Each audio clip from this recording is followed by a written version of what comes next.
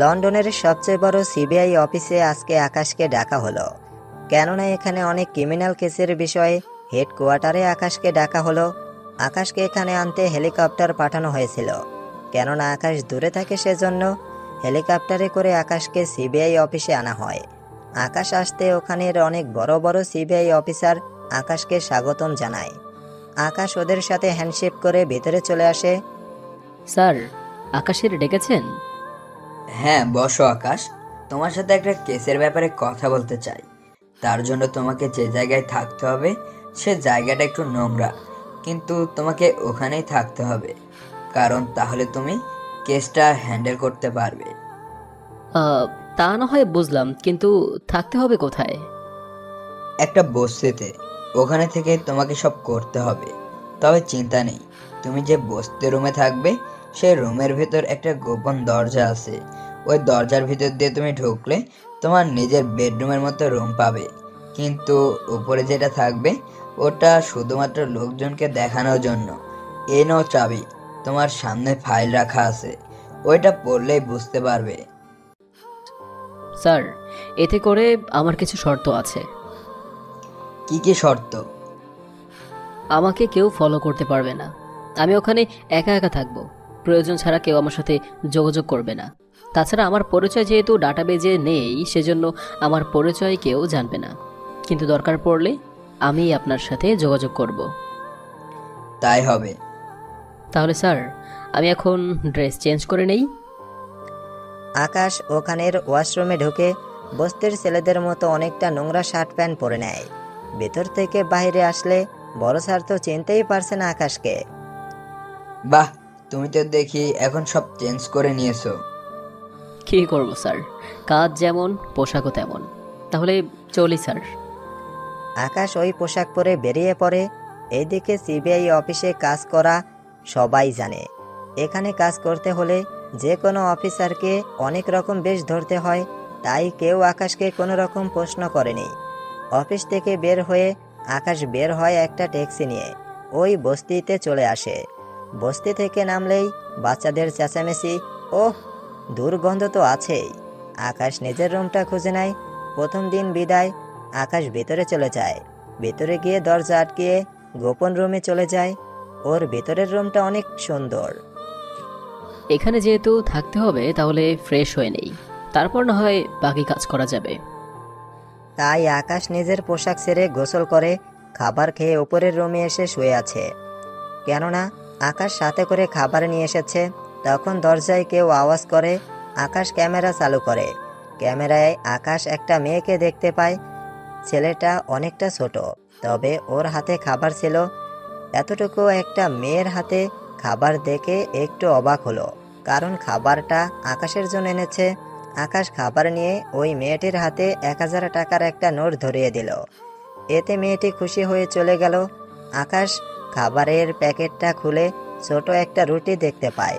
রুটি দেখে আকাশ কিছুই বলছে না, কারণ এখানে অনেক পরিবার আছে যাদের কাছে একটা রুটি অনেক মূল্যবান। এইদিকে আকাশের ফোনে কল আসে। জি স্যার, বলেন। তা ঠিক মতো পৌঁছাইছো তো তুমি? জি স্যার, আমি ঠিক আছি, শুধু খাবারের সমস্যা আছে। আচ্ছা, চিন্তা করো না, বাজারে এসে তরকারি কিনে নিও। ঠিক আছে স্যার। এইদিকে সন্ধে হয়ে যাওয়াতে আকাশ ঘুমিয়ে পড়ে। পরের দিন সকালে আকাশ এখানে কারো চেঁচামেচির শব্দে ঘুম ভেঙে যায়। তাই ওখান থেকে বের হয়ে দেখার জন্য আসে। দেখে চারপাশে সব লোকজন লাঠি হাতে দাঁড়িয়ে আছে। ওদের দেখে আকাশ এগিয়ে যায়। তখন আকাশের গায়ের শার্ট অনেক পুরনো ছিল। ওদের কাছে যেতে, ওই কে রে তুই? এত বড় হয়েও এই বস্তিতে কি জন্য এসেছিস? আমি সাধারণ একজন মানুষ, টাকার অভাবে এখানে এসে থাকি। কিন্তু আপনারা এভাবে লাঠি হাতে নিয়ে দাঁড়িয়ে আছেন কেন? ওই তাকে তোকে বলতে হবে? একটা কথাও বলবি না, সোজা এখান থেকে সর, নয়তো এর ফল ভালো হবে না। দেখুন, যাই করেন না কেন, বস্তির কোনো ক্ষতি করবেন না, প্লিজ। দেখ, বেশি পেঁচাল পারিস না, এখান থেকে না সরলে কিন্তু ভালো হবে না। এইদিকে আকাশ দেখলো ওদের সাথে কথা বলে লাভ নেই, কারণ এরা তো কথাই মনে হয় শুনবে না। বুঝেছি, তোদের সাথে কথা বলে সময় নষ্ট করতে চাই না। মনে হচ্ছে সোজা অ্যাকশনে যেতে হবে। এরপর পাভেলের সাথে আকাশের মারামারি শুরু হয়ে গেল। ওখানে আকাশ ওদের 7 জন লোককে মেরে মাটিতে শুইয়ে দেয়। অনেকের গায়ে ময়লা লেগে আছে, তাই ওরা ওখান থেকে চলে যায়। পাভেল যাওয়ার আগে আকাশকে অনেক হুমকি দিয়ে চলে যায়। ওরা চলে যাবার পর আকাশ নিজের ঘরে এসে কোনো রকম শার্ট পরে বেরিয়ে পড়ে রাস্তায়। যাওয়ার সময় বড় অফিসার কল দেয়। আকাশ, তুমি যেখানে থাকো না কেন, এক্ষুনি অফিসে চলে এসো। Okay sir. আকাশ অফিসে চলে আসে। ওখানে একটা ফাইল দেওয়া হয় আকাশকে। ফাইল নিয়ে ওখান থেকে চলে আসে। ফাইল নিয়ে আকাশ বস্তিতে আসার সময় একটা মেয়ের সাথে ধাক্কা লাগে। ধাক্কা লেগে সব পড়ে যায়। এতে করে ওদের 2 জনের হাতে যা যা ছিল সব পড়ে যায়। সরি, আমি দেখতে পারিনি। ধাক্কা দিয়ে সরি বলা হচ্ছে? দেখুন, আমি ইচ্ছে করে দেইনি। কই থেকে যে এইসব আজব মানুষ আসে কে জানে। দেখুন, আমি চলে যাচ্ছি, আমার ফাইলটা দিয়ে দিন। ইরা ফাইল দিয়ে দেয়। এতক্ষণ ফাইলটা ইরার হাতে ছিল, যা আকাশ ইরার থেকে নিয়ে নেয়। ওই নিয়ে বস্তিতে চলে আসে, কেননা এই বস্তির মাঝে আকাশকে থাকতে হবে, নয়তো আকাশের পরিচয় অনেকে জেনে যেতে পারে। তাই এখানে থাকা। বস্তিতে এসে ফাইল পড়তে থাকে। ফাইল পড়ে যা বোঝার বুঝে নিয়েছে আকাশ। ওই দিন আকাশ রান্নাঘরে ওখানে রান্না করতে করতে আকাশ বিরক্ত হয়ে যাচ্ছে, তাই বড় স্যারকে কল দেয়। স্যার, কোন জায়গায় এনে ফেললেন আমায়? কেন, কোনো সমস্যা হয়েছে?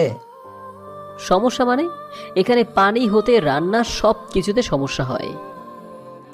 তাহলে একটা কাজ করতে পারো, তুমি খাবার বাইরে থেকে খেতে পারো, পানি না হয় বাইরে থেকে কিনে নিবে। স্যার, তাহলে তো পকেট পুরাই ফাঁকা হয়ে যাবে। আকাশ, তুমি কি আমার থেকেও নিজের পরিচয় লুকাচ্ছ মনে হয়? তোমার আগে একদিন খরচ, এখন তুমি 1 মাসে শেষ করতে পারবে না? রাখি স্যার। এইদিকে ফাইল পড়া শেষ করে। পড়া শেষ হলে আকাশ বেরিয়ে পড়ে একটা ব্যাগ নিয়ে বের হওয়ার পর রাস্তায় এসে ওখান থেকে একটা গাড়ি নিয়ে চলে আসে ভার্সিটিতে। ভার্সিটির গেট দিয়ে ভিতরে ঢোকে। তখন অনেক সকাল ছিল, তাই তেমন কেউ র্যাগিং করতে পারেনি। ওখান থেকে প্রিন্সিপাল স্যারের রুমের ভিতরে ঢুকে একটা ফাইল দেখায়। Sir, new admission last semester. Principal sir আকাশের পা থেকে মাথা অবধি দেখতে থাকে। দেখা শেষ হলে অন্য আরেকটা ভার্সিটির কাজ দেখে, তাই কোনো কথা না বলে আকাশের ফাইলে সাইন করে দেয়। তার সাথে প্রয়োজনীয় কাগজপত্র রেখে দেয়। তাহলে স্যার, আমি আসি। আকাশ প্রিন্সিপাল স্যারের রুমের থেকে বের হবে, তখনই একটা মেয়ের সাথে ধাক্কা খায়। এখানে আসতে না আসতেই ধাক্কা শুরু করে দিয়েছিস? তোকে তো নতুন মনে হচ্ছে। দেখুন, আমি ইচ্ছে করে করিনি। আমি বের হচ্ছিলাম, আপনি নক না করে ঢুকতে গিয়েছেন, তাই তো। এই, তোর সাহস কি করে হয় এভাবে মুখে মুখে তর্ক করার, তাও আমার সাথে? আমি কোথায় তর্ক করলাম? দাঁড়া, তোকে তো আমি দেখে নিব, আগে প্রিন্সিপালের সাথে কথা বলে নিই। রোজ ভিতরে গেলে আকাশ ওখান থেকে দৌড়ে চলে আসে মাঠের কাছে। ওখানে এসে আকাশ হাঁপাতে থাকে। যাক বাবা, বাঁচা গেছে। আরেকটু হলে তো। ওইদিকে রোজা প্রিন্সিপালের রুম থেকে বের হয়ে আকাশকে খুঁজতে থাকে। কিছুক্ষণ খোঁজার পর রোজা আকাশকে দেখতে পায়, তাই পেছন থেকেই চেঁচিয়ে বলে, ওই, এই পাভেল, এই ছেলেটাকে ধর, তোর পাশে দাঁড়িয়ে আছে। এইদিকে রোজার চেঁচানোর আওয়াজ শুনে পাভেল পাশে তাকায়। পাশে তাকিয়ে আকাশকে দেখে। ও, তাহলে তুই এখানেও চলে এসেছিস? একবার আমার কাছে বাধা হয়ে দাঁড়িয়েছিস, আর এখন যাও এসেছিস রোজার সাথে ঝামেলা শুরু করে দিয়েছিস। রোজা? এই রোজা মেয়েটাকে? পিছনে তাকিয়ে দেখ, তাহলেই দেখতে পারবি। আকাশ পেছনে তাকিয়ে দেখে রোজা। এই মেয়েটা আমার পিছনে কেন পড়ে আছে? এইদিকে রোজা আকাশের সামনে চলে আসে। পাভেল, এই বস্তি মার্কা ছেলেটাকে একটু উচিত শিক্ষা দে। তার বলতে হবে, এর সাথে এমনিতেই আমার অনেক পুরনো হিসাব আছে, আগে ওই হিসাবটা শেষ করে নেই। এই বলে ওরা মারতে থাকে আকাশকে। এইদিকে আকাশ মার খেতে খেতে পালিয়ে আসবে, তখন ও ভুল করে রোজার সাথে আবারও ধাক্কা খায়। এই, তুই কি জীবনেও ভালো হবি না? রোজা যেই থাপ্পড় দিতে যাবে তার আগেই আকাশ পাশ কাটিয়ে চলে আসে। ওই দিনটা আকাশের অনেক খারাপ যাচ্ছিল। এইদিকে কয়েকদিন বস্তিতে থাকতে থাকতে এখানকার মানুষের সাথে আকাশের অনেক ভালো একটা সম্পর্ক হয়ে যায়। তাই আকাশ সব সময় ওদের খেয়াল রাখতো। কখনো কারো বিপদ হলে আকাশ ওদের পাশে গিয়ে দাঁড়াতো। এভাবে চলতে থাকে আকাশের দিন। এইদিকে তার সাথে আকাশ ভার্সিটিতে যায়। তখন খেয়াল করে রোজা আজকে অনেক সুন্দর করে সেজেছে। তাই আকাশ অনেকক্ষণ রোজার দিকে তাকিয়ে থাকে। ব্যাপারটা রোজা খেয়াল করে।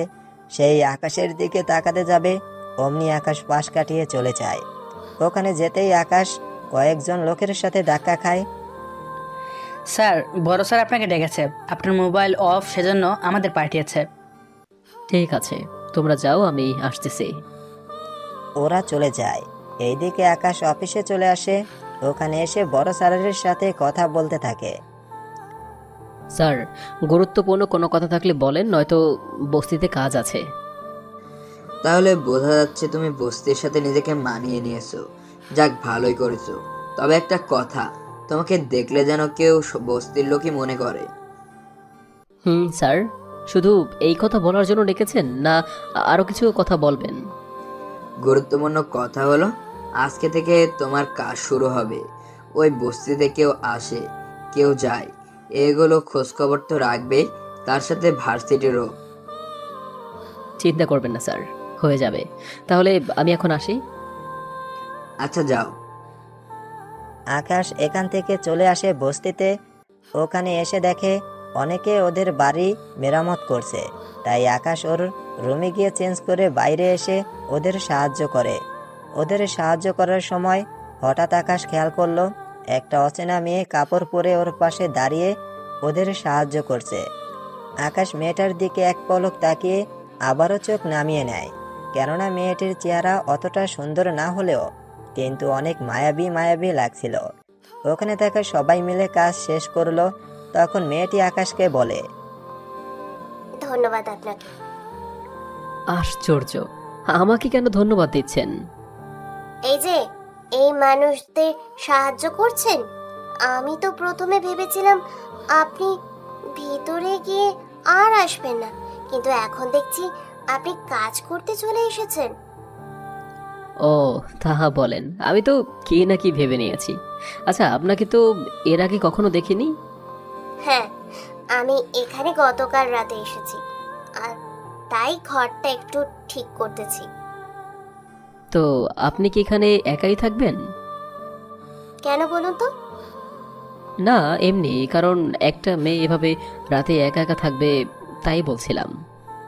সমস্যা নেই, আমি থাকতে পারবো, কিন্তু আপনাকে দেখে অনেক ভালো মনে হচ্ছে। তাহলে আপনি এখানে কেন থাকছেন?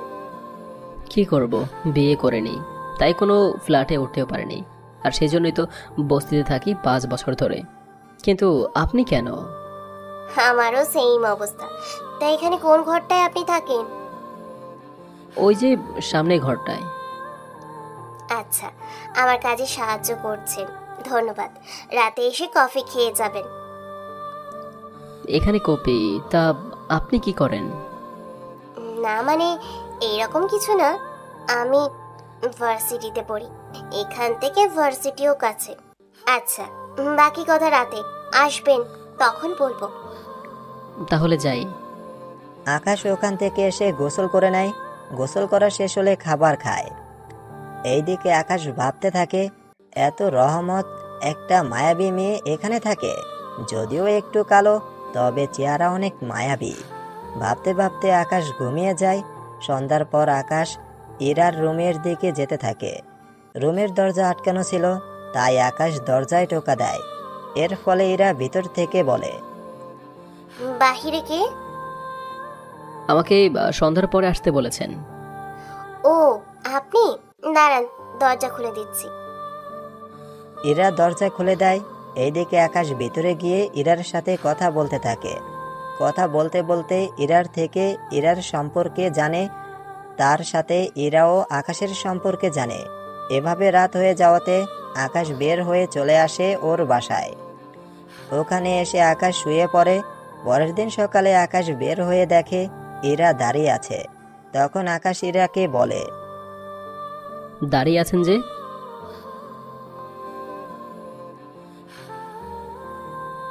এইদিকে মেয়েটার কথা শুনে আকাশ ভাবতে থাকে। আচ্ছা, মেয়েটার মনে কোনো কুমতলব নেই তো? কিছু না। হ্যাঁ, চলুন তাহলে একসাথেই যাওয়া যাক। ওরা দুজনে হাঁটতে থাকে। কিছু দূর এসে ট্যাক্সিতে উঠে পড়ে। ওরা ট্যাক্সি নিয়ে চলে আসে ভার্সিটিতে। ওখান থেকে নেমে ওরা যে যার রুমের দিকে যায়। তখন রোজা ও পাভেল ওদের কাছে আসে। এই ছেলে, এদিকে আয়। কিন্তু আকাশ ওই দিকে আসতে চাইছে না। তাই এবার রোজাও বলে, ওই, এই দিকে কি আসবি নাকি মার খাবি? আসতেছি। আকাশ ওদের সামনে গেলে ওরা আকাশকে নানাভাবে অপমান করে, যা এরা দূর থেকে দাঁড়িয়ে বুঝতে পারে। আকাশ সব কথা শুনে ক্লাসে আসে। ওখানে আকাশ লক্ষ্য করে কিছু কিছু ছেলে ক্লাসের ভিতরে ড্রাগসের ব্যবসা করছে। ওরা একজন আরেকজনকে ড্রাগস দিচ্ছে। আকাশ ওই ছেলেগুলোকে চিনে রাখে, কেননা এদের মাধ্যমেই আকাশ অনেক জায়গায় পৌঁছতে পারবে। ওই দিন আকাশ ক্লাস শেষ করে একটা জায়গায় আসে। ওই জায়গাটা একটা সমুদ্রের ধারে। ওখানে আসার কারণ হচ্ছে আকাশের বেশিরভাগই হাতিয়ার এখানে রাখা হয়। ওখানে আকাশ নিজের প্রয়োজনীয় জিনিস নিয়ে চলে আসে বস্তিতে। ওখানে এসে নিজের রুমে চলে যায়। রুমে যাওয়ার কিছুক্ষণ পরেই কেউ দরজায় টোকা দেয়। দরজা খুলে তাকিয়ে দেখে ইরা। আপনি এখানে? ভার্সিটির ক্লাস শেষ করে আমার জন্য কেন অপেক্ষা করেনি? যাও, এসেছেন সন্ধ্যের দিকে। আমার ক্লাস তো 1 ঘন্টায় শেষ হয়ে যায়। ওখান থেকে কিছু টুকটাক কাজ করি, নয়তো খাবারের খরচ কোথায় পাবো? আমার 3 ঘন্টা হয় ক্লাস। তবুও ঠিক বলেছেন, আমিও অন্যের বাসায় কাজ করি, বুঝতেই তো পারছেন। ভেতরে এসে কথা বলেন। থাক, পড়তে বসবো। আচ্ছা, ওই ছেলেগুলো কারা?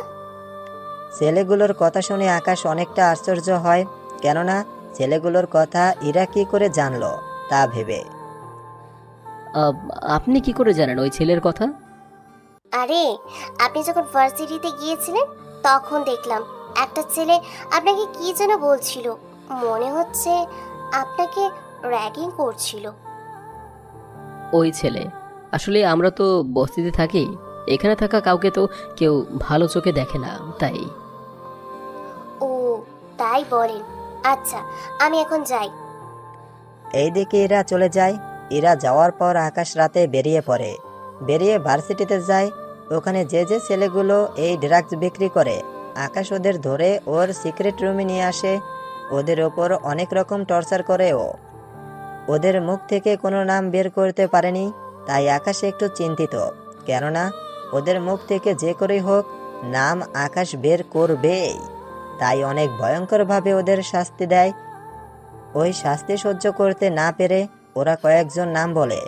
আকাশ ওদের ওখানেই আটকে রাখে, কেননা ওদের ছেড়ে দিলে বাকিরা বুঝে যাবে সব কিছু, কেননা ওদের ধরা পর্যন্ত ওদের ছাড়া যাবে না। ওদের ওখানে রেখে আকাশ বস্তিতে চলে আসে। বস্তিতে এসে দেখে ইরা ও রুমের দরজা খুলে ভিতরে ঢুকছে। যদিও ইরা আকাশকে দেখেনি, তাই আকাশ চুপি চুপি দরজা খুলে ভিতরে যায়। ভিতরে গিয়ে আকাশ ভাবতে থাকে, এই মেয়েটা এত রাতে বাইরে কেন? কোনো গন্ডগোল হয়নি তো? পরের দিন সকালে আবারও এরা আকাশের সাথে বের হয়। ভার্সিটিতে গিয়ে ওরা জানতে পারে ভার্সিটি থেকে কে বা কারা ভার্সিটির কয়েকজন ছেলেকে ধরে নিয়ে গেছে, কিন্তু কোথায় আছে ওরা এই ব্যাপারে এখনো কেউ কিছু জানে না। কিছুই তো বুঝতে পারছি না। ভার্সিটির ছেলেদের তুলে নিয়ে গিয়ে কার বা কি লাভ? মনে হয় ওদের বাবা মায়ের থেকে পাউন্ড নেবে। হতেও পারে। এর মধ্যে রোজা ও পাবেল এসে হাজির। এই দাঁড়া, তুই ওই ছেলেদের নেওয়ার পিছনে তোর হাত নেই তো? কি বলছেন? আমি কিভাবে? কারণ ওরা তোকে মেরেছিল, সেই জন্য তুই ওদেরকে। ওই ঘটনার তো 20 দিন হয়ে গিয়েছে। এতদিন পর কেন নিতে যাব বলেন? আমার তো তোকেই সন্দেহ হচ্ছে। আর তোরা দুজনেই কি ভাই বোন নাকি? যে দুজনেই এরকম ময়লা জামা পরে আছিস? আসলে আমরা দুজনেই। বস্তিতে থাকিস তাই তো? হ্যাঁ থাকি। দেখ, যদি আমি জানতে পারি এর পিছনে তোর হাত আছে, তাহলে তোকে কি হাল করব নিজেও বুঝতে পারবি না। আকাশ ক্লাসে চলে যায়। এইদিকে দুপুরে আকাশ চলে আসে অফিসে। অফিসে এসে বড় স্যারের কাছে যায়। স্যার আসবো কি? হ্যাঁ আসো। ওই দিকটাও কোনো খবর পেলে? ভার্সিটিতে দুজন ড্রাগস বিক্রি করা ছেলেকে ধরেছি, আর ওদের থেকে অনেকেরই নাম বের করেছি। তার উপর ওখান থেকে পাবেল ও রোজা, এদের দুজনের ডিটেলস আমাকে যত তাড়াতাড়ি পারেন একটু সংগ্রহ করে দিবেন। তাই হবে, তুমি ওদের ছবি দিয়ে যাও, বাকিটা আমি সামলে নেব। এইদিকে আকাশ ওখান থেকে চলে এসে বস্তিতে। ঠিক আছে আকাশ, তাই হবে। তুমি তাহলে এখন আসতে পারো। স্যার আজ রাতে আমি একটা মিশনে যাব, তাই 5 জন লোক রেডি রাখবেন, আমি রাতে আসব। কিসের মিশন? আমি তো এ ব্যাপারে কিছু জানি না। স্যার ওই মিশন সম্পর্কে আমি কোনো কথা বলতে চাই না, শুধু আমার জন্য লোক রাখবেন। যদি না রাখতে পারেন তাহলে বলে দিবেন। এখন আসি তাহলে। এইদিকে আকাশ চলে আসে। অন্যদিকে বস্তিতে আসতে আসতে সন্ধ্যা হয়ে যায়। ওখানে এসে খেয়াল করে ইরার রুমের দরজা বন্ধ। তাই আকাশ ও রুমে চলে গেল। ওখানে ফ্রেশ হয়ে খাবার খেয়ে নিল। খাবার খেয়ে রাত 8টায় আকাশ বের হয়ে অফিসে চলে আসে। অফিসে এসে নিজের পোশাক পরে নেয়, যে পোশাকে আকাশের শরীরের একটা পশমও দেখা যায় না। গায়ে কালো বুট ফুট জ্যাকেট, পরনে প্যান্ট, পায়ে কালো বুট, চোখে হলো গ্রাম চশমা। এক কথায় দেখতে অনেক ভয়ঙ্কর লাগছিল। এইদিকে আকাশের সাথে যারা যাবে ওরাও একই রকম পোশাক পরেছিল। ওরা ওখান থেকে একটা হেলিকপ্টারে ওঠে। হেলিকপ্টারে সোজা একটা আইল্যান্ডের কাছে আসে। আইল্যান্ডের কাছে আসলে ওরা 5 জন লাফ দেয় ওখান থেকে। প্যারাশুটের মাধ্যমে ওই আইল্যান্ডের ভিতরে এসে নামে। তোমাদের মধ্যে একজন থাকবে বাইরের বাইরে, আর সে দূর থেকে শুট করবে। বাকিরা আমার সাথে আসো। সবাই হলোগ্রাম অন করে নাও, তাহলে শত্রুদের দেখতে পারবে। ওরা আকাশের কথায় হ্যাঁ বলে ভিতরে যেতে থাকে। ওরা ভিতরে যেতে যেতে অনেক লোককে দেখতে পায়। যাকেই ভিতরে দেখেছে তাকেই মেরে ফেলছে। এভাবে অনেক লোককে ওরা মেরে ফেলেছে। এই দিকে যতই সামনে এগোচ্ছে ততই বিপদ আরও বাড়ছে, কেননা সামনে অনেক ল্যান্ডমাইন আছে, যার উপরে পা পড়লে বাঁচার আশঙ্কা 1% আছে। তা ওদের অনেক সাবধানে যেতে হচ্ছে।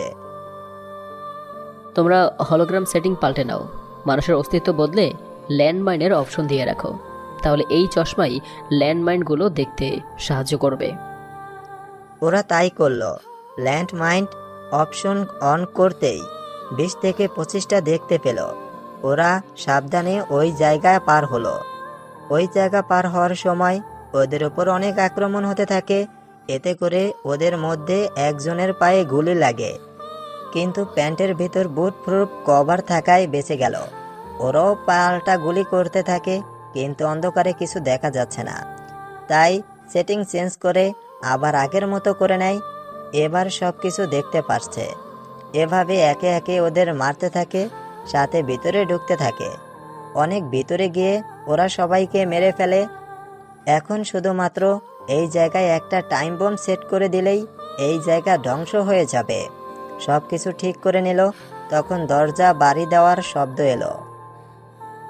কোথাও থেকে দরজা টোকার শব্দ আসছে। তোমরা এখানে দাঁড়াও, আমি দেখছি। আকাশ দরজা খুলে দেখে ইরা। এই দেখে ইরা এখানে কি করে আসবে তা আকাশ বুঝতে পারছে না।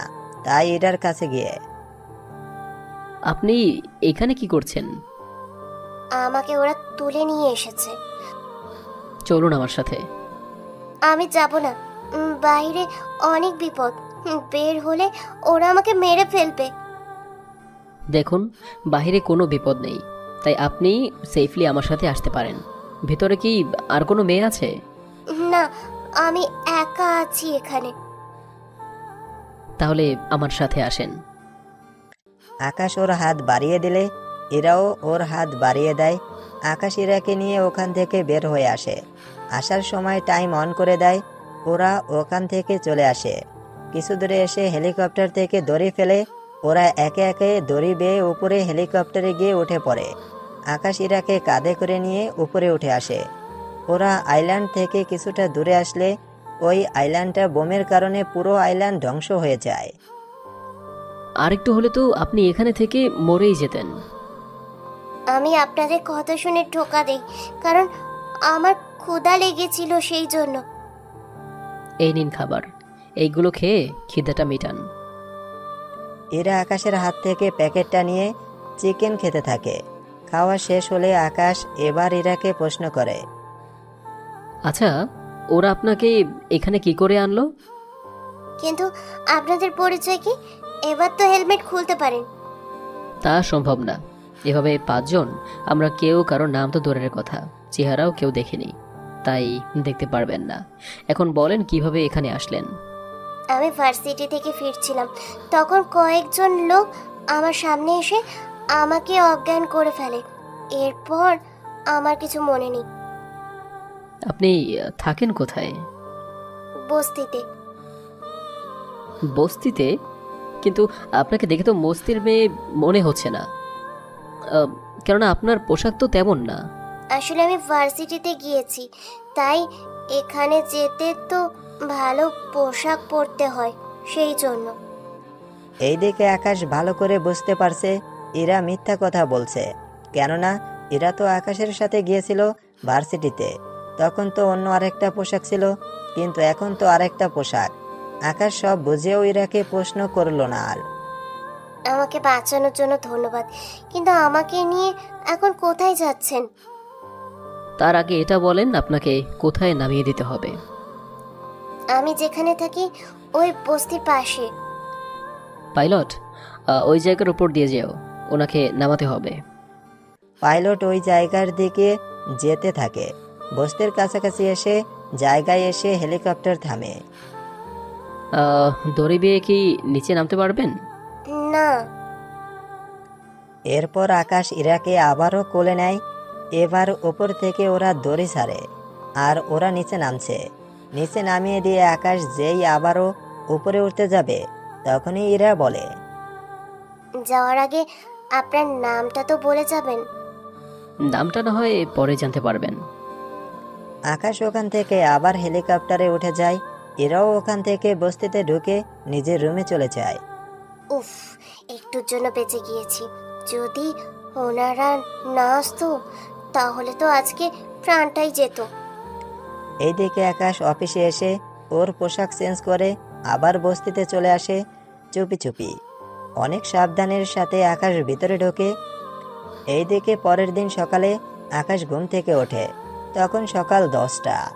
ঘুম থেকে ফ্রেশ হয়ে বাইরে এসে দেখে ইরা কার সাথে ঝগড়া করছে, তাই আকাশ ওখানে যায়। কি হয়েছে? আপনি এভাবে কার সাথে? আরে আমি তো ফোনে কথা বলছি। তাই বলে এত জোরে? কি করব, যার সাথে কথা বলছি ওর আবার কানে একটু কম শোনে, তাই এই জোরে বলতে হচ্ছে। কিন্তু আপনি এখনো এখানে ভার্সিটিতে যাবেন না? আসলে রাতে ঘুম হয়নি, তাই ঘুমের ওষুধ খেয়েছিলাম। কিন্তু আপনি নিজেও তো দেখি জাননি। আর বলবেন না, আমি নিজেও ঘুমোতে পারিনি। ঘুমাবে কি করে? রাত 4টায় এখানে এসেছো, ঘুমানো সময় পেলে কোথায়? কিছু কি ভাবছেন? না। ওরা কথা বলার মাঝে কয়েকজন লোক আসলো এই বস্তি ভাঙতে। ওরা বস্তি ভাঙার জন্য সব রকমের গাড়ি নিয়ে এসেছে, সাথে কিছু পুলিশও উকিলকে নিয়ে।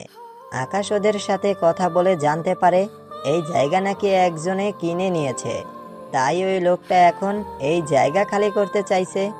এই দিকে এখানে থাকা মানুষগুলো তো অনেক অসহায় হয়ে আছে, কেননা এখান থেকে চলে গেলে ওদের থাকার কোনো জায়গা নেই, সেজন্য। দেখুন, আপনার কাগজপত্র বের করেন।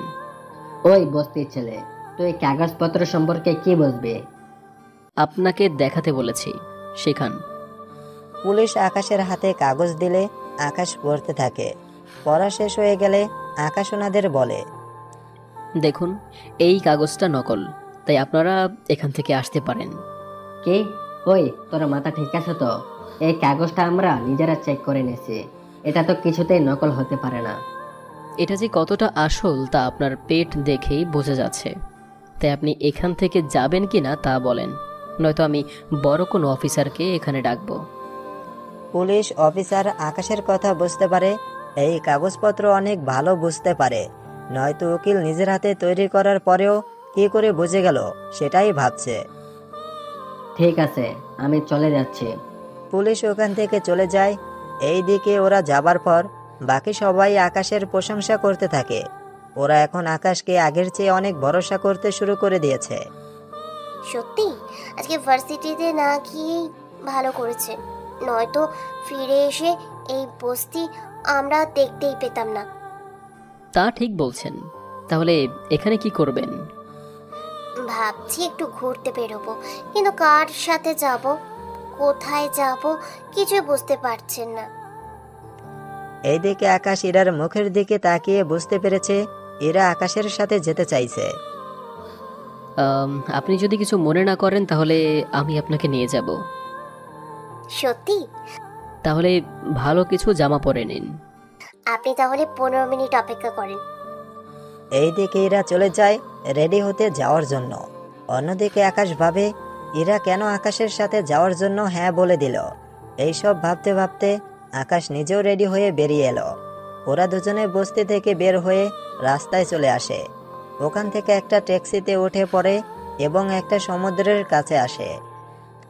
ওখানে আকাশ ট্যাক্সি ভাড়া দিয়ে দেয়। ভাড়া দিয়ে ওরা হাঁটতে থাকে। কিছু দূর যাওয়ার পর ইরা পড়ে গিয়ে পায়ে ব্যথা পায়। পড়ে গেলেন কি করে? জানি না, মনে হচ্ছে কোনো কিছুর সাথে। বুঝতে পেরেছি। এখন তাহলে উঠে হাঁটা ধরেন। আপনার হাতটা বাড়িয়ে দিন। আকাশ হাত বাড়িয়ে দেয়, কিন্তু ইরা উঠতে যাবে তখন ও পায়ে ব্যথা অনুভব করে, আর তাই দাঁড়াতে পারলেও হাঁটতে পারছে না। আমি তো হাঁটতে পারছি না। আঘাতটা একটু বেশি মনে হচ্ছে লেগেছে। এখন কি করা যায়? হাঁটবেন কি করে? ওটাই তো ভাবছি, এখন বাসায় যাব কি করে। আপনি কিছু মনে না করলে আপনাকে কোলে নিয়ে যেতে হবে। কি? কোলে? এছাড়া কোনো উপায় নেই। তবে একটা উপায় আছে, চাইলে আমার কোলে না উঠে এখানে যে কারোর কোলেই উঠতে পারেন। না থাক, তাহলে আপনি কোলে নেন। অপরিচিত কারোর কোলে ওঠাচ্ছে, পরিচিত কারোর কোলে ওঠাই ভালো। ইরা আকাশের কোলে উঠে পড়ে। আকাশ ইরাকে নিয়ে হাঁটতে থাকে, কেননা ওরা এখনো পাহাড়ে উঠতে পারেনি। তাই এখন আকাশ ইরাকে নিয়ে পাহাড়ে উঠবে। আপনি তো দেখি অনেক হালকা। কি বলছেন? 60 কেজি আপনার থেকে হালকা মনে হচ্ছে? একটু কমই মনে হচ্ছে। আচ্ছা, আমাকে নিয়ে পাহাড়ে উঠতে তো আপনার কষ্ট হয়ে যাবে। কিছু হবে না, আপনি শুধু নড়াচড়া না করলেই হয়। তাহলে আপনার ডান হাতটা না হয় আরেকটু নিচে নামান, নয়তো আরেকটু উপরে উঠিয়ে ধরেন। মানে? এখন যে জায়গায় হাত দিয়ে ধরে আছেন ওই জায়গা ছাড়া বাকি জায়গায় ধরতে পারেন। এইদিকে ইরার কথায় আকাশ কিছু একটা আন্দাজ করতে পেরেছে। তাই ভালো করে অনুভব করে আকাশ অনেক লজ্জা পায়। বিশ্বাস করেন, আমি ইচ্ছে করে। ঠিক আছে, এত কষ্ট করছেন আমার জন্য, তাই এটুকু ছাড় তো দিতেই পারি। তাহলে কি এই জায়গা এখনো ধরে রাখবো? এই না না। এইদিকে আকাশ ইরাকে নিয়ে পাহাড়ে ওঠে। তবে এখানে ওঠার জন্য গাড়ির ব্যবস্থা আছে। তাই আকাশ ইরাকে গাড়িতে করে নিয়ে গিয়ে উপরে ওঠায়। ওখানে ইরাকে কোল থেকে নামিয়ে দাঁড় করায়। ইরা এক পায়ে দাঁড়িয়ে সমুদ্র দেখছে। অনেক সুন্দর তো, সত্যি অসাধারণ জায়গাটা। ওরা ওখানে অনেকক্ষণ থেকে আবার নিচে নামে। নিচে নামার পর নিন, কোলে নিন, কিন্তু এবার হাতটা ওখানে রাখবেন না। কোন জায়গায়? আকাশের কথায় ইরা এবার রাগী লোক নিয়ে তাকিয়ে আছে আকাশের দিকে। আরে এভাবে তাকাবেন না, ভয় করতেছে। আকাশের কথা শুনে ইরা হেসে দেয়। আকাশ দাঁড়িয়ে দাঁড়িয়ে ইরার হাসি দেখতেছে। সত্যি কত মায়া আছে এই হাসিতে। এর আসল পরিচয় তো আমাকে জানতেই হবে, কেননা ওই রাতের ঘটনার পর তো। কি ভাবছেন? এক পায়ে দাঁড়াতে দাঁড়াতে তো আমার পায়ে ব্যথা করছে। ইরার কথায় আকাশ আবারও ইরাকে কোলে নেয়, কিন্তু এবার আকাশের থেকে কিছুটা ভারী মনে হচ্ছে। আপনি হঠাৎ এইভাবে হাঁটছেন কেন? ঠিক করে ধরুন আমাকে। ধরার মতো করে কিছু খুঁজে পাচ্ছি না, সেজন্যই ধরতে পারছি না। এরপর ইরা কি যেন ভাবতে থাকে। বাবা শেষ হয়ে গেলে ইরা নিজে আকাশের ডান হাত নিয়ে ওখানে রাখে। এতে আকাশ কিছুটা অবাক হয়। অবাক হওয়ার কিছু নেই, অনেক পথ যেতে হবে, তাই আমি চাই না আমাকে কোলে নিয়ে আপনার অসুবিধা হোক। তবে এতটুকু বলবো, নিজেকে একটু কমফোর্টেবল রাখবেন। এইদিকে আকাশ ইরাকে নিয়ে হাঁটছে, অন্যদিকে ইরা বারবার আকাশের দিকে তাকিয়ে মুচকি মুচকি হাসছে। ওখান থেকে ওরা সমুদ্রের কাছে রাস্তায় চলে এলো। সমুদ্রের এখানে বালু থাকায় এই জায়গায় কোনো গাড়ি নেই। ওখান থেকে ট্যাক্সি করে আকাশ ইরাকে হসপিটালে নিয়ে আসে। ওখানে ডক্টর ইরার পা বেঁধে দেয়, সাথে এও বলে 4 থেকে 5 দিন রেস্ট নিলে ঠিক হয়ে যাবে। ওখান থেকে আকাশ ইরাকে নিয়ে বস্তিতে চলে আসে। ওখানে ইরাকে ওর রুমে নিয়ে গিয়ে দিয়ে আসে। আপনি তাহলে রেস্ট করেন, আমি খাবার রান্না করে আপনার জন্য একসাথে নিয়ে আসব। আমার জন্য আপনাকে অনেক কষ্ট করতে হচ্ছে। কোনো ব্যাপার না। আকাশ ওখান থেকে এসে ফ্রেশ হয়ে নেয়, এরপর রান্না করে ইরার কাছে যায় এবং ইরাকে খাইয়ে দেয়। এইদিকে ইরা খেতে খেতে কিছুটা চোখের পানি ফেলে দেয়। কাঁদছেন কেন? আমি আপনার কেউ হই না, অথচ আমার জন্য কত কি করছেন। আমার অসুস্থতা সুযোগ নিয়ে আমার ক্ষতি করতে চাননি। শুধু দেখুন, ওটার জন্য আমি দুঃখিত। আপনি একটা পিচ্ছিল জামা পরেছেন, হাত দিয়ে ধরলেই পিচ্ছিল খায়, তাই ধরার জন্য। থাক, বলতে হবে না আর। এখন আমি একা একা থাকবো কি করে এখানে? খাবোই বা কি? চিন্তা করবেন না, আমি আপনার জন্য না হয় খাবার নিয়ে আসব, আর বাকি কাজটা না হয় একটু একটু হেল্প করে দিলাম। ঠিক আছে। তাহলে আমি যাই, রাতে দরকার হলে আমাকে কল দেবেন। নাম্বার তো নেই। 970*****, দরকার হলে কল দিবেন। আচ্ছা। আকাশ নিজের রুমে চলে আসে। ওই রাতে আকাশকে আসিফ কল করে। হ্যাঁ বলো আশিক। স্যার, একটা কথা বলার ছিল। কি কথা? কথাটা হলো, আপনাকে এখনই একবার অফিসে আসতে হবে। তাই বলে এত রাতে? জি স্যার, অনেক আর্জেন্ট। আচ্ছা, আসতেছি। এইদিকে আকাশ অফিসে যাওয়ার আগেই ইরাকে কল দিয়ে জিজ্ঞেস করে ওর কোনো সাহায্য লাগবে কিনা, কেননা আকাশ এখন বের হয়ে গেলে কখন আসে ঠিক নেই। কিন্তু ইরা জানিয়ে দেয় কোনো সমস্যা হচ্ছে না, তাই আকাশ অফিসের দিকে চলে আসে। এত জরুরিভাবে ডেকেছেন?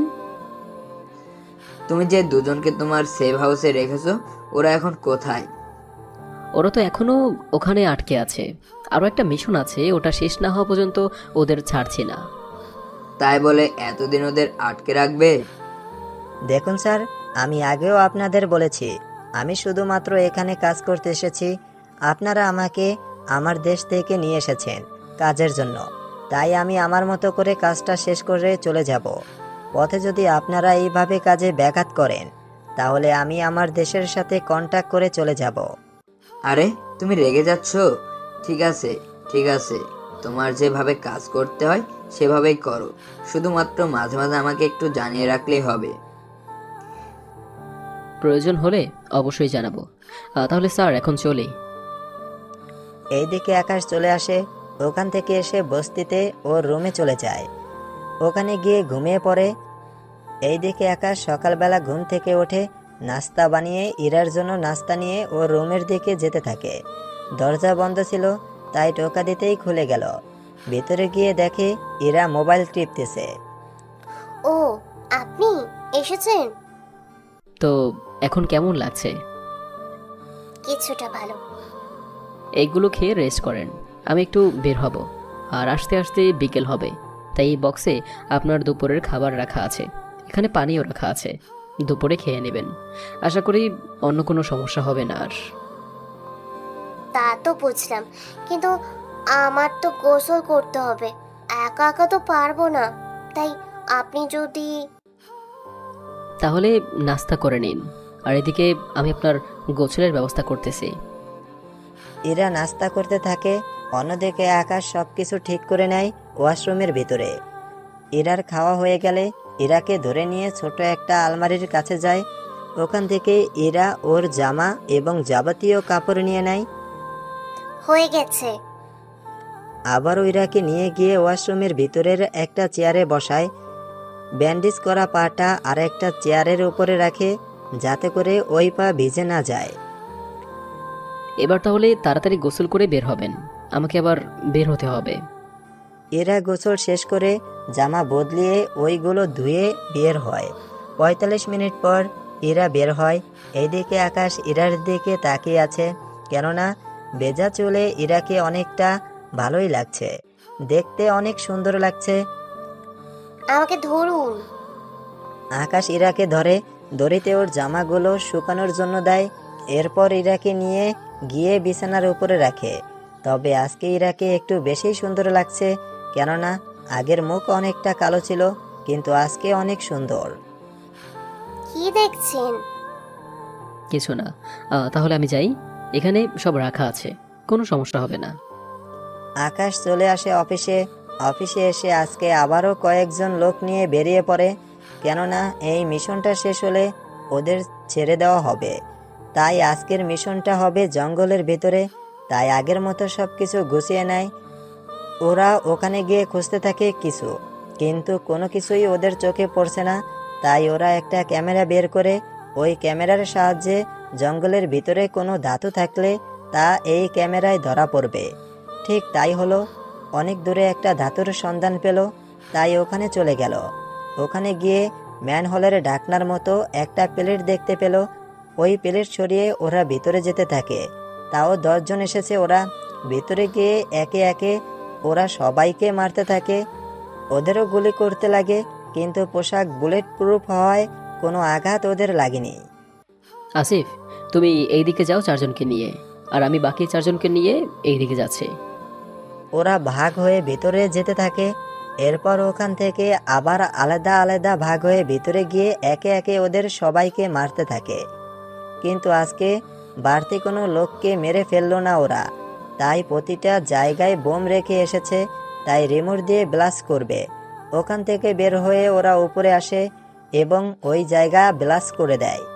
এই খবরটা মিস্টার ডেভিলের কাছে পৌঁছে যায়, কেননা আকাশ যতগুলো আস্তানা ধ্বংস করেছিল সবগুলো ডেভিলের ছিল।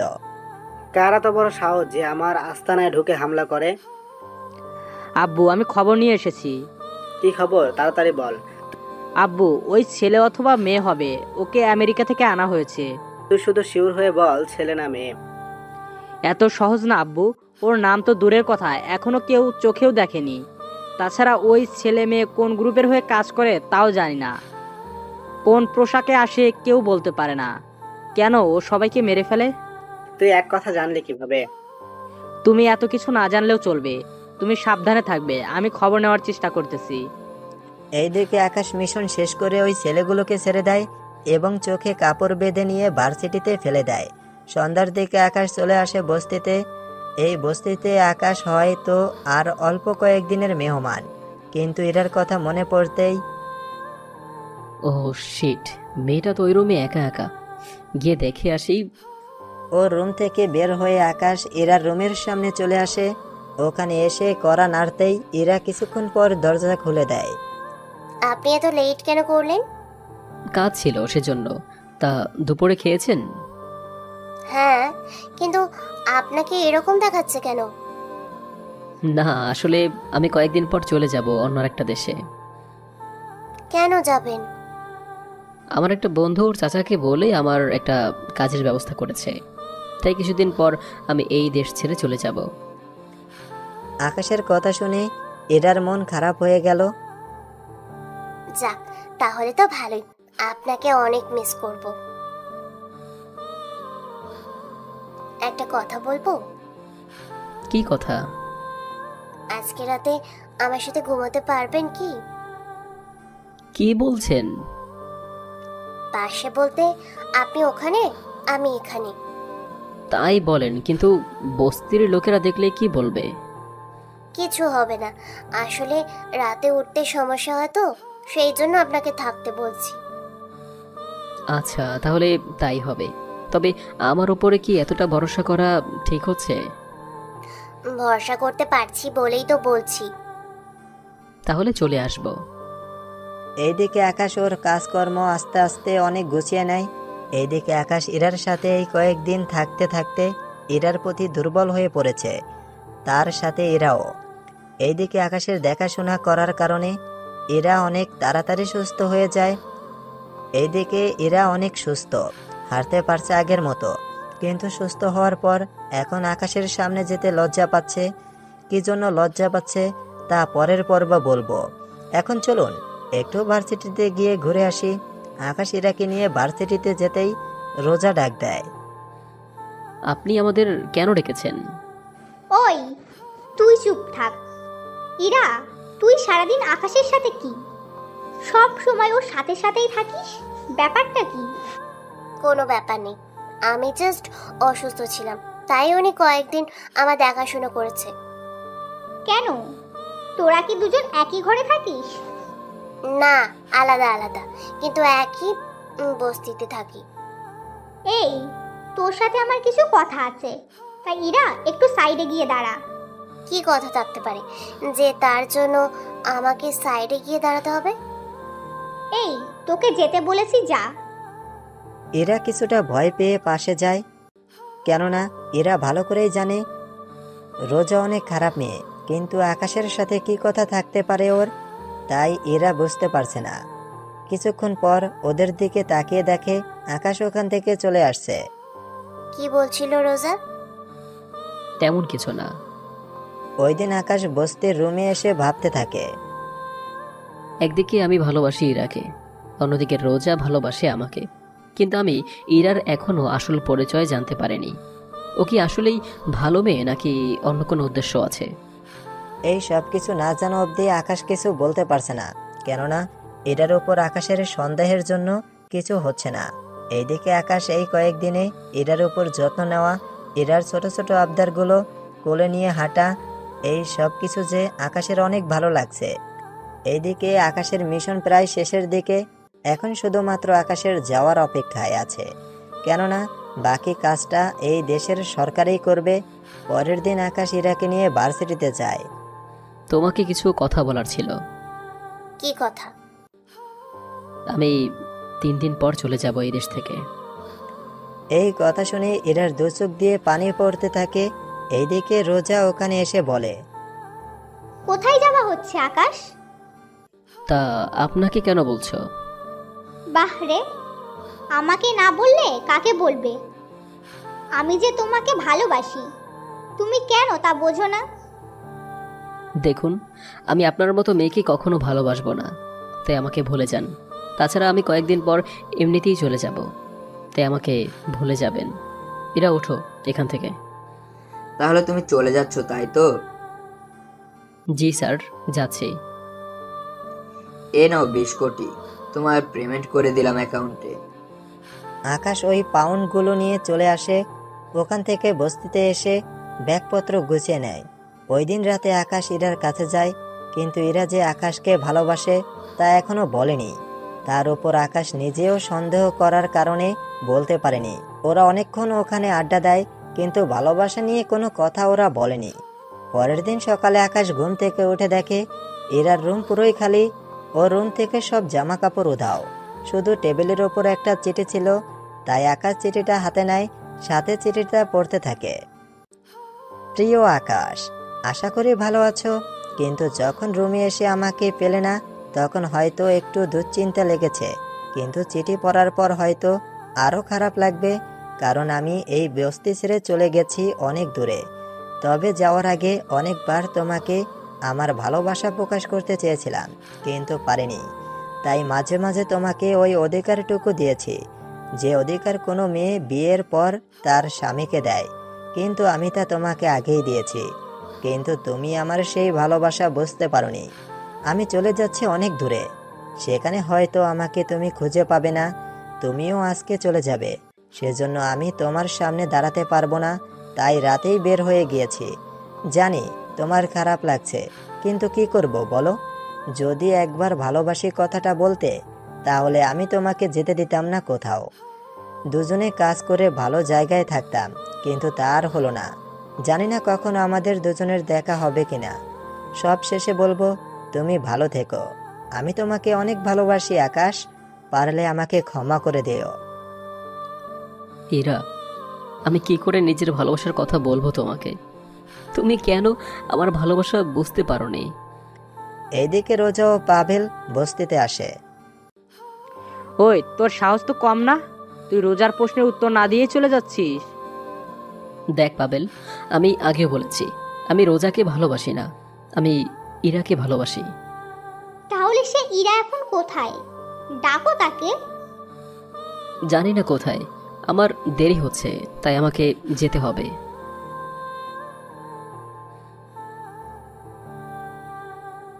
কিসের প্রতিশোধ? বলে গেলি প্রথম যেদিন এখানে এসেছিস ওই দিন আমাকে মেরেছিলি। আজকে তুই চলে যাচ্ছিস, তাই আমি তোকে মারবো। পাভেল ওর লোকজনকে নিয়ে আকাশের উপর আক্রমণ করে, কিন্তু আকাশের সাথে ওরা পেরে ওঠেনি। পাভেলকেও মেরে ওইখানে শুয়ে দেয় আকাশ। ওদের মেরে আকাশ এয়ারপোর্টে চলে আসে। এখান থেকে প্লেনে করে ওর দেশে চলে আসে। ওখান থেকে আকাশ নিজের বাড়ি চলে আসে। এই বাড়িতে কেউ থাকে না, শুধু আকাশ থাকে। এই বাড়িটা একদম সমুদ্রের ধারে। এখান থেকে পুরো আকাশটা দেখা যায়। এইদিকে আকাশ ওখানে শুয়ে শুয়ে ইরার সাথে কাটানো প্রতিটা মুহূর্তগুলো মনে করার চেষ্টা করছে। এইদিকে আকাশ ওর দেশে এসে কয়েকদিন রেস্ট করে ওর অফিসে যায়। ওই অফিসে গেলে সবাই আকাশকে ফুল দিয়ে বরণ করে। আকাশ নিজের রুমে চলে যায়, কিন্তু এখনো আকাশ অনেকটা আপসেট। ইরার কথা মনে পড়লেই আকাশের মন খারাপ হয়ে যায়। স্যার, আপনি এখন আপসেট কেন? তেমন কিছু না, তুমি নিজের কাজ করো গিয়ে। এদিকে আকাশ ওই দেশের সিবিআই প্রধান। মাঝে মাঝে অনেক মিশন আছে যেগুলো আকাশ নিজেই হ্যান্ডেল করে, কিন্তু আকাশের এমন মন মরা দেখে অনেকে কিছু বুঝতে পেরেও জিজ্ঞেস করে না ভয়ে। এইদিকে আকাশের কাজকর্ম চলতে থাকে। ওইদিকে রোজাও চলে আসে আমেরিকায়, কেননা রোজা ওই দিন এয়ারপোর্টে গিয়ে আকাশের নাম দিয়ে টিকিট চেক করে জানতে পারে আকাশ আমেরিকায় আসে। তাই রোজাও সব কিছু রেডি করে চলে আসে এখানে। এখানে অনেক খোঁজ নেওয়ায় আকাশের সন্ধান পায়, কিন্তু আকাশের পরিচয় এখনো জানতে পারেনি। পরের দিন আকাশের গাড়ির সামনে রোজাকে দেখতে পায় আকাশ, তাই গাড়ি থেকে নেমে, হেই রোজা, তুমি এই দেশে কি করে এলে? তোমাকে ভালোবাসি, তাই তোমার টানে চলে এসেছি। দেখুন, আমি আগেও বলেছি, আমি আপনাকে কখনো ভালোবাসবো না। যাকে ভালোবাসো তাকে ভালোবেসে কি পেয়েছো? সে যাবার আগে তোমাকে একবারও বলে যাবারও প্রয়োজন বোধ করেনি, তাহলে কেন ওর জন্য নিজের জীবনটাকে নষ্ট করে দিবে? কে বলেছে আমি নিজের জীবন নষ্ট করে দিচ্ছি? আমার পথ ছাড়ুন। ছাড়বো না, তার আগে এটা বলো, এখানে এসে কি এমন কাজ করো যে 1 মাসে গাড়ি কিনতে পেলে, তাও এত দামি? দেখুন, পথ ছাড়ুন, নয়তো খারাপ কিছু হয়ে যাবে। তাই নাকি? দেখি কি করতে পারো। পুলিশ, এদিকে আসো। জি স্যার, বলেন। এই মেয়েটাকে এখান থেকে সরাও। এই যে ম্যাম, এখান থেকে সরে দাঁড়ান। না, আমি সরবো না। ও যতক্ষণ পর্যন্ত আমার ভালোবাসা স্বীকার না করবে ততক্ষণ পর্যন্ত সরবো না। রোজা না সরে দাঁড়ালে পুলিশ ওকে জোর করে পাশে সরিয়ে নেয়। এতে করে আকাশ ওর বাড়িতে চলে যায়। এদিকে আকাশ বাড়িতে এসে ভাবে, রোজা তো ঠিকই বলেছে, আমি কেন ওর জন্য অপেক্ষা করব? কিন্তু ইরার চিঠির শেষের কথাটা আকাশকে অনেকটা ভাবায়। তাই আকাশ সিদ্ধান্ত নেয় আবারও লন্ডনে ফিরে গিয়ে ইরাকে খুঁজে বের করবে। তাই আকাশ ওর অফিসে জানিয়ে দেয় কেউ যেন ওকে না খোঁজে। ওই দিন আকাশ রোজার সাথে দেখা করে রোজাকে বলে, আমি লন্ডনে আবার ফিরে যাচ্ছি। ওখানে যদি ইরাকে খুঁজে পাই তবেই আমি ইরাকে বিয়ে করব। যদি না পাই তাহলে তোমার কথা ভেবে দেখব। ঠিক আছে, তবে আমিও তোমার সাথে যাব। ঠিক আছে। এইদিকে আকাশ রোজাকে নিয়ে লন্ডনে যাওয়ার জন্য ফ্লাইট রেডি করে। অন্যদিকে ইরা এখন বর্তমানে লন্ডনে আছে। ইরা এতদিন একটা মিশনে ছিল, মিশনটা ইরা শেষ করতে পারেনি। তাই ইরাকে অনেক লোকেই খুঁজতেছে মেরে ফেলার জন্য। তাই ইরা ওই দেশে গা ঢাকা দিয়ে চলাফেরা করে, কেননা ওকে এখন ওই মেয়ের মাফিয়ার সাথে প্রশাসনের লোকজনও খুঁজতেছে। এ কারণে আপনারা জানতে পারবেন, তবে একটু ধৈর্য ধরুন, ধীরে ধীরে সব বুঝতে পারবেন। এইদিকে আবারও লন্ডনে চলে আসে। লন্ডনে এসেই সবার আগে চলে আসে সিবিআই অফিসে। ওখানে আসতে রোজা একটু বেশি অবাক হয়, তাই রোজা প্রশ্ন করে বসে। আচ্ছা, আমরা এখানে কেন এসেছি? দরকার ছিল তাই এসেছি। না মানে ওকে খোঁজার জন্য পুলিশের সাহায্য নিতে পারি, তাহলে এই অফিসে কেন? আগে ভিতরে চলেন, তারপর না হয় সব বলবো। ওরা অফিসের ভিতরে চলে যায়। ওখানে আকাশ রোজাকে একটা জায়গায় বসিয়ে রেখে ভিতরে বড় স্যারের সাথে দেখা করার জন্য চলে যায়। এদিকে বড় স্যার আকাশকে দেখেই চিনতে পারে, তাই আকাশকে প্রশ্ন করে বসে। এ কি আকাশ, তুমি এখানে? তোমার তো এখন আমেরিকায় থাকার কথা, তাহলে তুমি এখানে কি করছো? স্যার, আমার একটা সাহায্য লাগবে। বলো আকাশ, কি সাহায্য লাগবে? তোমার জন্য আমার টিম সর্বদা কাজ করতে প্রস্তুত। আমাকে একটা মেয়ের সন্ধান এনে দিতে হবে। নাম কি মেয়েটার? তাছাড়া মেয়েটা করে কি? মেয়েটার নাম ইরা, কিন্তু কি কাজ করে তা জানি না। এমনকি ওই মেয়েটা আমার সাথে ভার্সিটিতে পড়তো, কিন্তু কয়েকদিন ধরে ওকে দেখতে পাচ্ছি না। আমাকে না বলে মেয়েটা কোথায় যেন হারিয়ে গেল। মেয়েটার ছবি থাকলে দিয়ে যাও, আমি চেক করে জানাবো তোমাকে। এই নিন স্যার ওর ছবি। আমি তাহলে কয়েকদিন পর আসব, আপনি একটু খুঁজে দেখবেন। দেখবো, আর তুমি তো নিজের খেয়াল রাখবে। কারণ কি? কারণ অনেকে তোমার নাম জেনে গেছে এবং অনেকে তোমার ছবিও দেখেছে, তাই সাবধানে কাজ করবে, কেউ যেন বুঝতে না পারে। তাহলে আমি আসি। আকাশ ওখান থেকে চলে আসার সময় রোজাকে নিয়ে বের হয়ে যায়। যদিও রোজা অনেকবার জিজ্ঞেস করেছিল, কিন্তু আকাশ প্রশ্নের কোনো উত্তর দেয়নি। ওরা ওখান থেকে চলে আসে। কিছুক্ষণ পর আকাশ রোজাকে নিয়ে বের হয়ে যায়। এইদিকে যতই দিন যাচ্ছে আকাশের টেনশন বাড়ছে, তাই ওখান থেকে চলে আসে ওরা। এইদিকে এরা একটা বাড়িতে আছে, না কারো সাথে কথা বলতে পারছে, না বাড়ি থেকে বের হতে পারছে। এভাবে 5 দিন পর আকাশকে ডাকা হয় অফিসে। এখানে এসে আকাশ, স্যার বলেন, কোনো খোঁজখবর পেয়েছেন কি? তোমাকে কি করে যে বলবো, কিছু বুঝতে পারছি না। কি হয়েছে স্যার? তুমি যাকে খুঁজতেছো ওই মেয়েটা কোনো বস্তিতে থাকে না, ও অন্য একটা দেশ থেকে এসেছে, তাও তোমার মতো মিশনে। কিন্তু ওর পরিচয় ফাঁস হয়ে যাওয়াতে ওই দেশের লোক ওকে ফিরিয়ে নিচ্ছে না। তার উপর এখন এই দেশ থেকে মামলা করা হয়েছে। ওই মেয়েটা যেহেতু একজন অফিসার, তাই ও সব রকমের চালাকি জানে। তাহলে এটা তো বলতে পারবেন ও কোন দেশের এবং কোন ফোর্সের হয়ে কাজ করে? আকাশ, ও তোমার দেশের এবং ও একজন এজেন্ট। যখন কোনো এজেন্ট কোনো মিশনে যায় তখন তার পরিচয় গোপন রাখতে হয়, কিন্তু এই মেয়েটা নিজের পরিচয় গোপন রাখতে পারেনি, কেননা ও কোনো ছেলেকে ভালোবেসে ফেলেছে। তাই ওর পরিচয় ফাঁস করে দিয়েছে, ওকে এজেন্সি থেকে বের করে দেওয়া হয়েছে। এখন এই দেশের পুলিশ ও মাফিয়ারা ওকে খুঁজতেছে। কিন্তু তুমি ওই মেয়েটাকে কেন খুঁজতেছো? কারণ ও যাকে ভালোবাসে সেই ছেলেটা আমি। ও আমার পরিচয় না জেনেই আমাকে ভালোবাসে, কিন্তু ও চলে যাওয়ার আগে একবারও ও আমার কাছে ওর সমস্যার কথা বলল না।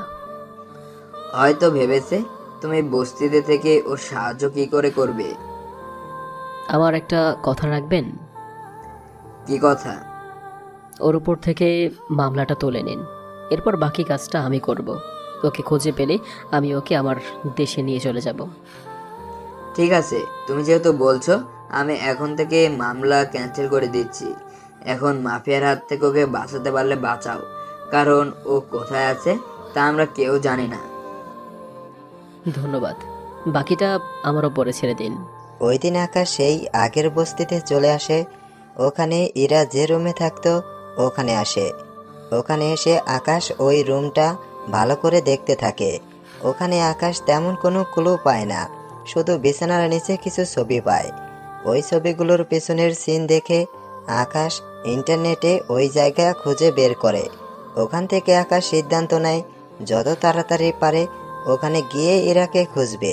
ওই দিন আকাশ ওখানে চলে আসার জন্য বস্তি থেকে বের হয়। তখন সামনে পাবেল এসে দাঁড়ায়। এ কি, তুই আবার এসেছিস এই বস্তিতে?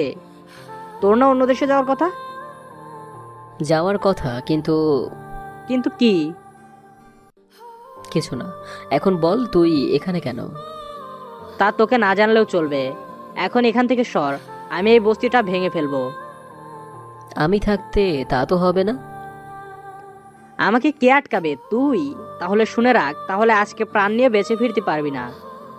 এই বলে ওরা আকাশকে মারতে আসে, কিন্তু আকাশও কম না, ওদের ইচ্ছে পরিমাণে মারতে থাকে। এদিকে পুলিশ ওখানে চলে আসে। পুলিশ এসে আকাশকে ধরে নেয়।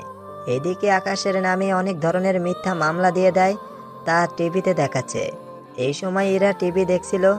ওই নিউজ দেখে ইরা তো চমকে যায়, কেননা যেখানে আকাশ এখন অন্য দেশে থাকার কথা, সেখানে কিনা আকাশ এখন লন্ডনে, তাও এখন পুলিশের কাছে। এই জন্য ইরার কান্না পাচ্ছে। এইদিকে ইরা কি করবে কিছুই বুঝতে পারছে না, কারণ পুলিশ এখন ইরাকে খুঁজতেছে। তাই ইরা নিজে থেকে কিছু করতে পারছে না। তাই ইরা ঠিক করে, ওরা আমার আকাশকে ধরে রাখতে পারবে না, আমি ওকে যে করেই হোক ছাড়াবো। দরকার হলে আমি ওই পুলিশ স্টেশনে যাব, তবু আমাকে জেলে যেতে হলে যাব, কিন্তু আকাশকে আমি জেলে থাকতে দিব না। এইদিকে এরা ওখান থেকে বের হয়ে চলে আসে উকিল নিয়ে ওই পুলিশ স্টেশনে। ওখানে উকিল নিয়ে এসে দেখে জেলে কেউ নেই। তাই উকিল পুলিশের সাথে কথা বলে জানতে পারে আকাশকে নাকি এখান থেকে সিবিআই এর লোকেরা এসে নিয়ে গিয়েছে। তাই এরা আরও ভেঙে পড়লো। তবে এরা আশ্চর্য হলো যে ওকে কেউ গ্রেপ্তার করছে না সেজন্য, কেননা যেখানে ওকে দেখলেই মেরে ফেলার অর্ডার ছিল সেখানে কিছুই হচ্ছে না সেজন্য। ওই দিন এরা আবারও আগের জায়গায় এসে কাঁদতে থাকে। এইদিকে আকাশ, স্যার বুঝলাম না, যেখানে ওই পাবেলকে অ্যারেস্ট করার কথা সেখানে কিনা পুলিশ আমাকে গ্রেফতার করলো, তাও এতগুলো মামলা দিয়ে। আসলে রকির বাবা অনেক ক্ষমতা, সেজন্য পুলিশ রকিকে কিছু বলেনি, তাই ওর বাবার ক্ষমতার বলে এসব করছে। কিন্তু ওকে আমি কি করে খুঁজে বের করব, কিছুই বুঝতে পারছি না। এইদিকে ওরা কথা বলছে, অন্যদিকে থানা থেকে সিবিআই অফিসে কল দেওয়া হয়েছে।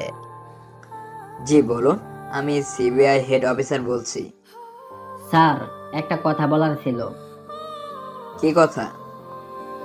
স্যার, কথাটা হচ্ছে আপনারা যে ছেলেটাকে নিয়ে আপনাদের জেলে নিয়ে গেছেন, ওই ছেলের জামিনের জন্য একটা মেয়ে এসেছিল। পরে তখন আমি আপনাদের কথা বলেছি, তখন মেয়েটা ওইখান থেকে চলে গেল। আচ্ছা, মেয়েটার কি কোনো ঠিকানা বা উকিলের কোনো নাম জানো কি? না স্যার, তবে উকিলের ভিজিটিং কার্ড আছে আমাদের কাছে। অনেক ভালো। এখন একটা কাজ করেন, যত তাড়াতাড়ি পারেন ওই উকিলের আমাদের এখানে পাঠিয়ে দেন। জি স্যার, তাহলে আমি এক্ষুনি পাঠিয়ে দিচ্ছি। এইদিকে পুলিশের সাথে কথা বলে আকাশকে বলতে থাকে, আকাশ, একটা মেয়েকে তোমার খোঁজ নেওয়ার জন্য এসেছে পুলিশ স্টেশনে। কি বলেন? নাম কি মেয়েটার? ওই ব্যাপারে তো কিছুই জানি না, কোনো মেয়েটার নাম ওরা জানে না। তবে চিন্তা করো না, মেয়েটা যে উকিলের ঠিকানায় ঠিক করেছে, সে উকিলকে এখানে আসতে বলেছি। এটা অবশ্যই ভালো কাজ করেছেন। এবার ওই উকিলের মাধ্যমেই আমরা পৌঁছতে পারবো। এইদিকে উকিল ফোন পেয়ে সিবিআই অফিসের দিকে আসতে থাকে। অন্যদিকে এরা ওর রুমে বসে কাঁদতে থাকে, কেননা এরা আকাশকে বাঁচাতে পারেনি, সেজন্য ওর অনেক কষ্ট হচ্ছে। এইদিকে উকিল সিবিআই অফিসে আসে। তখন উকিলকে দেখেন ওর বড় স্যার রুমে পাঠিয়ে দেওয়া হয়। স্যার, আমাকে ডেকেছেন কি? দেখেছি।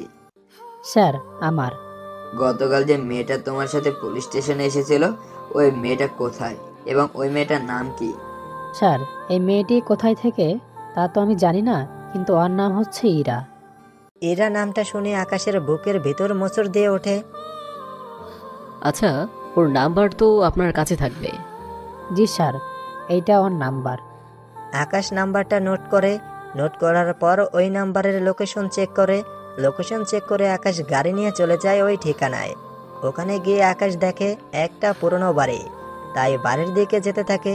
বাড়ির দরজায় টোকা পড়তেই এরা কিছুটা ভয় পেয়ে যায়, কেননা এখানে মানুষ আসা তো দূরের কথা, কোনো জন্তুও আসবে না।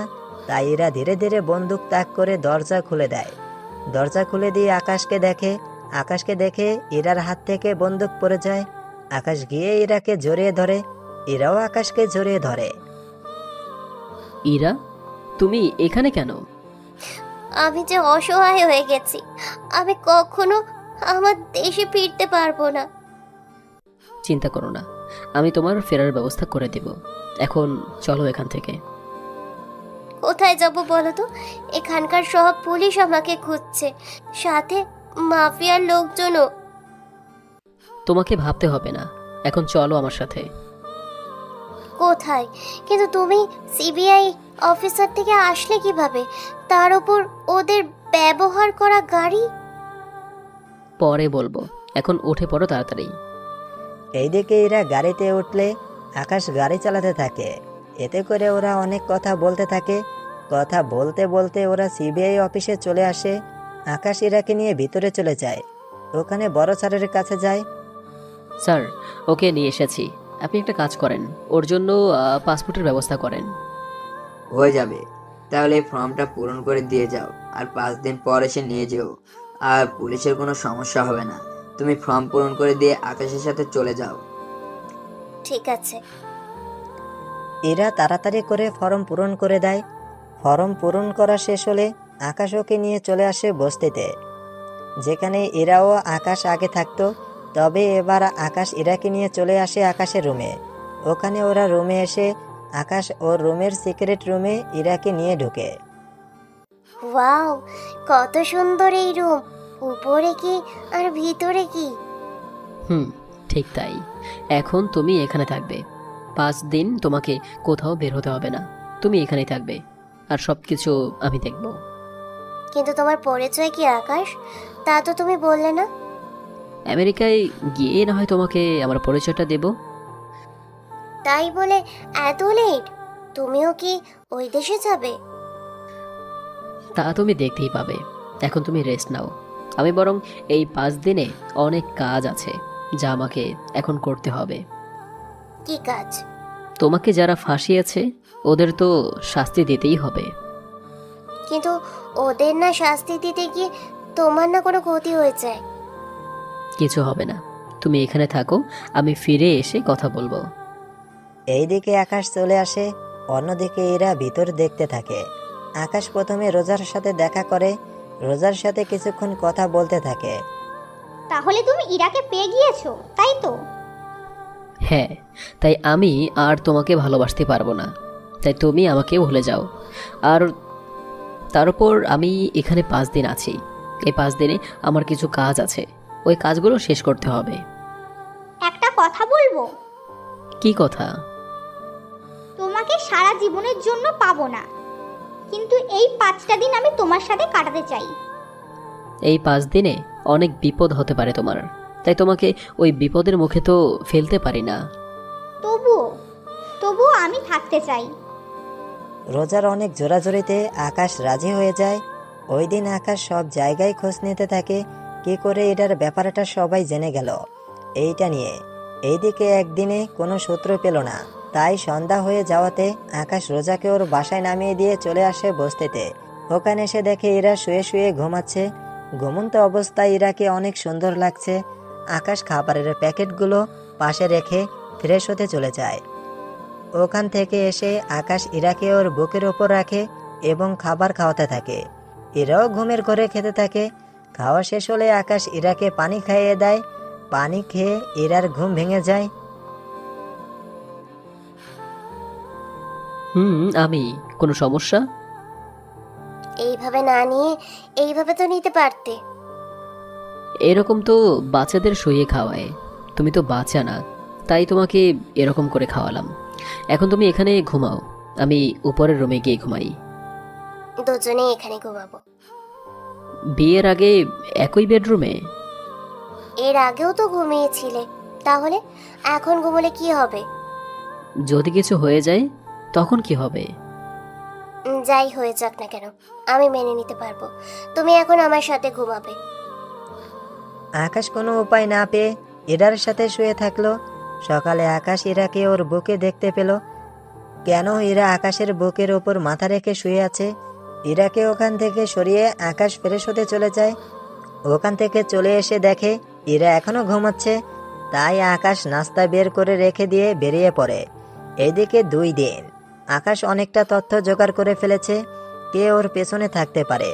এভাবে অনেক খোঁজাখুঁজির পর আকাশ আস্তে আস্তে ওর লক্ষ্যে পৌঁছাতে থাকে। রোজা, আমার লক্ষ্যে পৌঁছতে বেশি সময় লাগবে না। আমার মনে হয় এবার তোমাকে এখান থেকে যাওয়া প্রয়োজন। কি বলছো আকাশ? আমি তো চেয়েছি তোমার সাথে বাকি দিনগুলোও থাকবো। কিন্তু ওই দিনগুলো যে অনেক ভয়ঙ্কর তা তো তুমি নিজেও দেখলে। তাতে কি, দরকার হলে তোমার জন্য মরতেও রাজি। তোমাকে মরতে হবে না, আমি তোমাকে বাঁচিয়ে রাখবো। তুমি কোনো চিন্তা করো না। তাই যেন হয়। এইদিকে 2 দিন কেটে যায়। আকাশ ওর লক্ষ্যে পৌঁছাতে পেরেছে। আকাশ আজকে জেনে গিয়েছে কারা ইরার এই অবস্থার জন্য দায়ী। আকাশ ওখানে যাওয়ার আগে রোজাকে আসিফের কাছে দিয়ে যায়। আসিফ, রোজাকে তোর আমানতে রেখে গেলাম, ওর খেয়াল রাখিস। চিন্তা করবেন না আপনি, আমি ওনার খেয়াল রাখবো। আর হ্যাঁ, আমি ফিরে না আসা পর্যন্ত ওর খেয়াল রাখিস। আকাশ ওখান থেকে চলে আসে পাবেলের আস্তানায়, যেখানে ডেভিলও আছে। বাহ, তোর সাহস তো কম না। তাহলে খুঁজে খুঁজে আমাদের কাছে চলে এসেছিস, কিন্তু এখান থেকে বেঁচে ফিরবি কি করে? ওটা আমার উপরে ছেড়ে দে। তুই শুধু এটা ভাব, তুই বাঁচবি কি করে। কার এত বড় সাহস যে আমার ছেলেকে মারার হুমকি দেয়, তাও আমার সামনে? শুধু আপনার ছেলেকে কেন, আপনাকেও মারবো মিস্টার ডেভিল। তোর এত বড় সাহস এখানে এসে কিনা তুই আমাদেরকে হুমকি দিচ্ছিস? সেই তোরা কে কোথায় আছিস সেকে এখানেই মেরে ফেল। ডেভিলের কথায় ওরা আকাশকে মারতে আসে, কিন্তু আকাশ ওদের সবাইকে মারতে থাকে। ওদের একে একে সবাইকে প্রায় মেরে ফেলে। এখন শুধুমাত্র বাকি আছে পাভেল ও ডেভিল। আকাশের সাথে ওদেরও মারামারি হতে থাকে। ওরা গুলি করলে আকাশের কাঁধে লেগে গুলি বেরিয়ে যায়। এতে করে অনেক রক্ত বের হতে থাকে। আকাশ হাতটা পেঁচিয়ে নেয়। এরপর আকাশ ওখান থেকে একটা পিস্তল বের করে ওদের মারতে থাকে। ওদের মারা শেষ হলে আকাশ ওখান থেকে বের হয়। ওখান থেকে বের হলে কিছু লোক আকাশকে নিয়ে হসপিটালে আসে। ওখানে সবাই ছিল, রোজা, আসিফ, ইরা ও বড় সারও। আকাশের হাতে ব্যান্ডেজ করে নিয়ে আসা হয়। এদিকে আকাশ ওখানে শুয়ে আছে। কিছুক্ষণ পর ওরা সবাই আসে। এ নাও তোমার পাসপোর্ট। ওটা ইরার হাতে দিন, আমি আজকেই দেশে ফিরে যাব। যাওয়ার আগে আসিফ, আমি চাই তুমি রোজাকে বিয়ে করো। মেয়েটা অনেক ভালো। আর রোজা, আসিফ ছেলেটাও কিন্তু অনেক ভালো। ওকে বিয়ে করলে তুমি সুখী থাকবে। তুমি যেহেতু বলেছো তাহলে আমি রাজি। স্যার, উনি যেহেতু রাজি তাহলে আমার কিছু বলার নেই। তাহলে স্যার, আমাদের যাওয়ার ব্যবস্থা করেন। এখান থেকে হেলিকপ্টারে তোমাকে এয়ারপোর্টের ভেতর নিয়ে যাবে, আর ওখান থেকে বিমানে করে আমেরিকায়। এরপর হেলিকপ্টার এসে আকাশকে ও ইরাকে নিয়ে যায়। ওখান থেকে ওরা বিমানে বসে। ওখানে বসার পর ওরা কথা বলতে বলতে আমেরিকায় চলে আসে। ওখানে এসে আকাশ ইরাকে নিয়ে ওর বাসায় চলে আসে। এটা কার বাড়ি? কার? আমার বাড়ি। কি এত বড় বাড়ি এটা তোমার? তার মানে তুমি এখানে থাকতে? জি ম্যাডাম, তুমি যদি চাও আমি তোমাকে আবার তোমার এজেন্সিতে ঢুকিয়ে দিতে পারি। না, আমি আর ওদের হয়ে কাজ করব না। আমার পরিচয় ফাঁস হওয়াতে ওরা যা করলো, এরপর আর ওদের সাথে যোগাযোগ করতে পারবো না। কিন্তু তুমি এখানে কি চাকরি করো? কালকে তুমি আমার সাথে গেলে দেখতে পারবে, কিন্তু তার আগে আমাদের বিয়েটা করে নিই। বিয়ের কথা শুনে আমি কিছুটা লজ্জা পাই। তুমি যখন বলছো তাহলে তাই হবে। এইদিকে ওরা বিকেলে চলে আসে কাজী অফিসে। ওখানে ওরা বিয়ে করে। ওই রাতে ওদের বিয়ে হয়ে যায়। পরের দিন সকালে আকাশ ইরার চোখ বেঁধে নেয়। এরপর গাড়ি চালিয়ে নিয়ে আসে আকাশ ওর অফিসের দিকে। অফিসের সামনে এসে চোখের বাঁধন খুলে দেয় ইরা সামনে তাকিয়ে। ওয়াও, তুমি সিবিআই অফিসার, তাও এখানকার? শুধু অফিসার না, এই অফিসের চেয়ারম্যান। কি? এখন ভিতরে আসো। আকাশ ভিতরে গিয়ে সবার সাথে পরিচয় করিয়ে দেয়। ওখান থেকে ওরা বাসায় চলে আসে এবং সুখে সংসার করতে থাকে। এইভাবে শেষ হয় একটা ছেলের সিবিআই অফিসার হয়ে বস্তিতে থাকার কাহিনী।